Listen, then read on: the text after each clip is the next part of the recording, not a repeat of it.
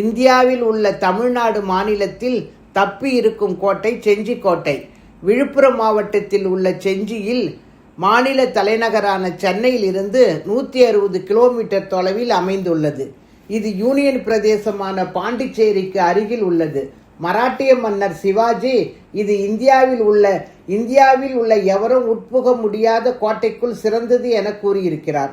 முக்கோண வடிவமாக அமைந்துள்ள செஞ்சி கோட்டை பல போர்களை சந்தித்த பிறகும் இன்றும் கம்பீரமாக காட்சியளிக்கிறது.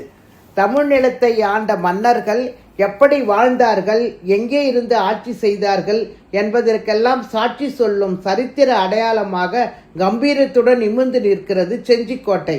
சுமார் 830 ஆண்டுகளுக்கு முன்பு செஞ்சிக்கோட்டை உருவானது.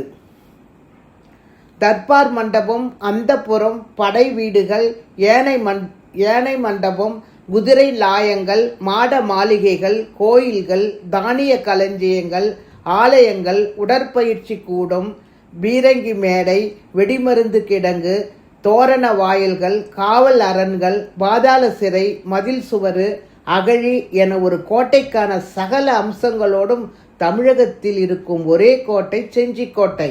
சோழ மன்னர்களின் வீழ்ச்சிக்கு பிறகு செஞ்சி எழுச்சி பெற்றது. புதுச்சேரிக்கும் திருவண்ணாமலைக்கும் இடையில் இன்று ஒரு சிறு நகரமாக இருக்கும் செஞ்சி ஒரு காலத்தில் ஆந்திராவின் நெல்லூரில் இருந்து தஞ்சை வரை பரவி இருந்த நெடுநிலத்தின் தலைநகராக இருந்தது. செழிப்பும் செல்வமும் நிறைந்த நகராக செஞ்சி திகழ்ந்தது. செஞ்சிக்கு வந்திருந்த போர்ச்சுகீசிய மத போதகரான பிமெண்டா, நான் இந்தியாவில் பார்த்த நகரங்களிலே செஞ்சி மிகவும் சிறப்பானது.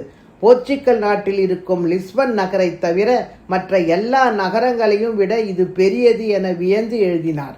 அப்போது தென்னிந்தியாவில் மிக வசதியான தேசமாக செஞ்சி கருதப்பட்டது. செஞ்சி என்றதும் நம் நினைவுக்கு வருவது ராஜா தேசுங்கும் அவருடைய குதிரையும்.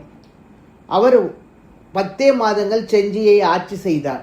அவரை பற்றி நாம் அடுத்த கட்டுரையில் பார்க்கலாம். நன்றி.